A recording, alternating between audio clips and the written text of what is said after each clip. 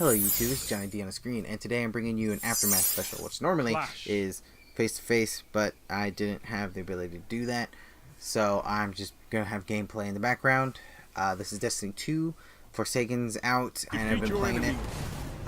Excuse the first, I think it's 3 minutes of this gameplay. I totally just whiff everything. I'm trying to finish Cade's Ace of Spades, Last Will, Exotic Quest here, so I was trying to get the last couple of precision headshots, and as you see I get a little overzealous with a lot of it, and that's where a bunch of mistakes come through. The hand cannon I'm using is Better Devils. It's got a pretty decent roll for what I was working at.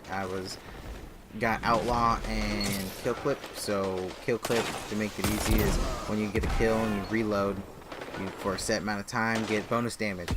And then Outlaw is if you get a precision kill or headshot kill, you get a faster reload. So they work quite well in tandem. And as you see, it really works later when I actually proc it. Like around 3:30, I actually do something decent with the abilities, and that's how when I get my whole finishing precision blah blah blah. But first to start off with PAX, that was Memorial Weekend. It was really fun. I did enjoy going there. The atmosphere was really dope.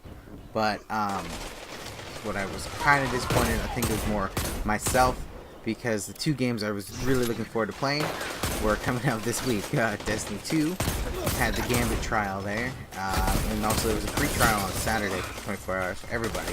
So I did that instead of playing at PAX because I didn't want to wait in the hour and a half line for, maybe 20, 30, 40 minutes of gameplay. With new weapons it would have been kind of fun, but they were all set the same, so we had, new supers would have been cool to try out, but you get all that stuff on Tuesday, which was literally the weekend, or the day after you got off the PAX stuff. And then the other game was Spider-Man. That came out, was it yesterday? I just got the game today. It came in the mail. I will be very excited to play that. Just haven't got around to it at the moment. Haven't had enough time. Been working a lot, so kind of made that a little difficult, but it is what it is. And one thing I guess I would say I was quote unquote disappointed in PAX was the fact that you didn't get a bunch of free stuff. But it is what it is at that point. I did love going to Bethesda Days, which they rented out the Hard Rock because of PAX, I guess, upping prices on them at the last moment. So they went instead and said, hey, screw you guys, and they rented out the Hard Rock. That was really fun.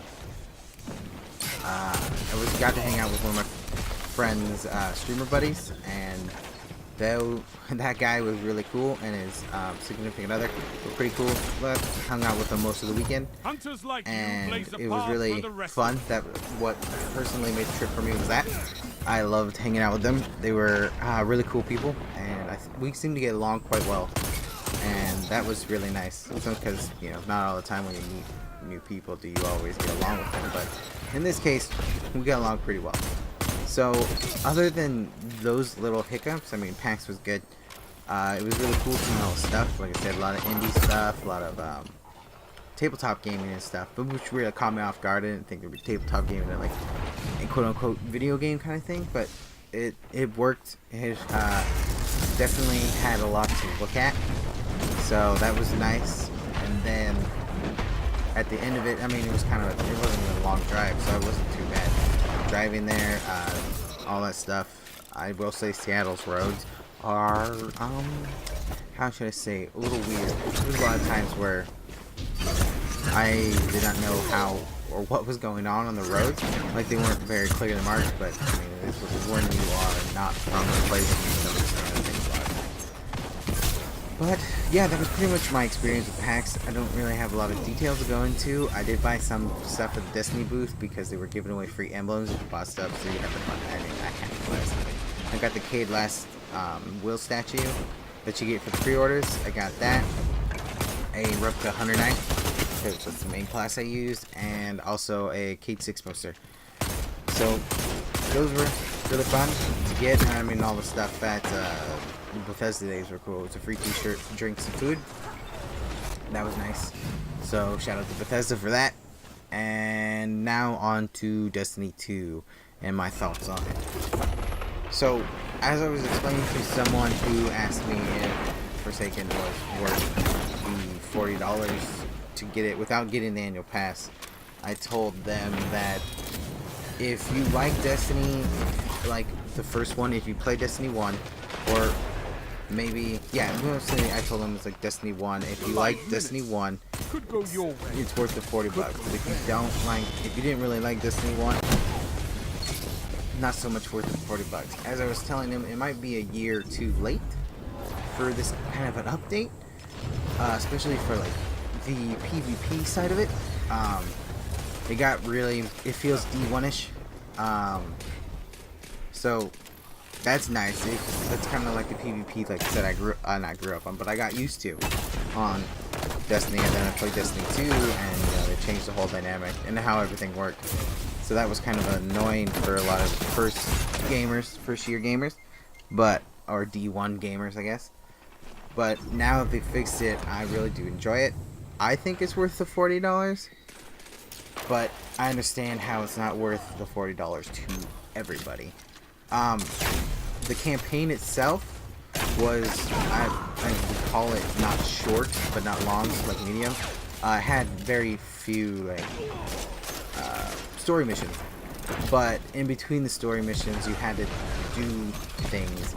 So like they were like mini side quests, but they weren't like full-on blow story missions with cutscenes. So it kind of made the story feel a little longer. That was just for a grinding aspect. Also, I didn't get a long, I mean, I got some time to sit down and play it, but I didn't get a super long time to get back and forth. So it's maybe the fact that a lot of people end up finishing the campaign in a day. I mean, that normally happens with any kind of game, and everybody's grinding out. So they're all trying to get the new stuff, trying to get everywhere. But there's a lot of stuff to do, which is really nice because it feels kind of back like when Destiny 1 started. Like, this is how Destiny 2 I felt should have came out. Because if it would have came out like this, I don't think it would have lost this big player base that it's lost, or fan base that it did in itself. What's really fun is the fact that, you know, adding bows.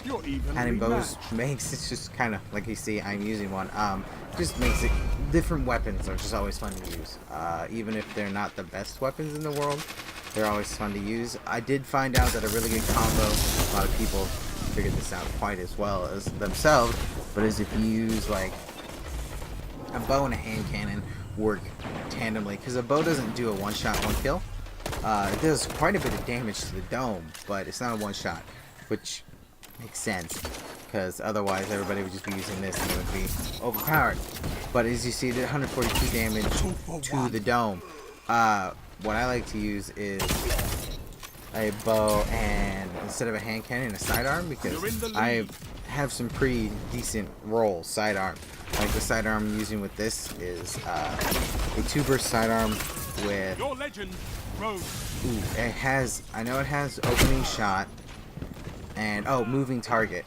So opening shot, or no, tap the trigger. Tap the trigger, as you're tapping the trigger, it keeps your stability and stuff down, which really helps because that's a 2-burst. Pretty much procs that tap the trigger at all times, so it makes it really simple. So it really works well with the bang, and you can just switch to that, or you could just use the sidearm. I've killed shotgunners close range with my sidearm before they could kill me, but that's just maybe because I'm clicking the button really fast, or maybe they're not hitting me in the dome. A lot of times I feel like that's what's going on. But you know, shotgunning. I do like that they switch weapons around. You mean like, you know, for like your sniper rifle or shotgun, just makes the playstyle slightly bit different than it used to be, because you used to not have to worry about it in D2. I did stop playing D2 for a really long time, but now this came back, like this style of game has came back where it's all like this. It's really nice, so I like playing it now. So do I think Destiny 2 is worth the $40? I think so, at least Forsaken was. I can understand if it's not for everybody, because you have to spend extra money to get the other expansions as well. So I can understand the whole money standpoint. But for me, this update, Forsaken, definitely worth it. And that's pretty much all I got to say, guys. So I hope you guys did enjoy this video. And if you did, don't forget to like, comment, subscribe, all that jazz. And until next time, guys, this has been Johnny D on the screen, and I'm going to see you later.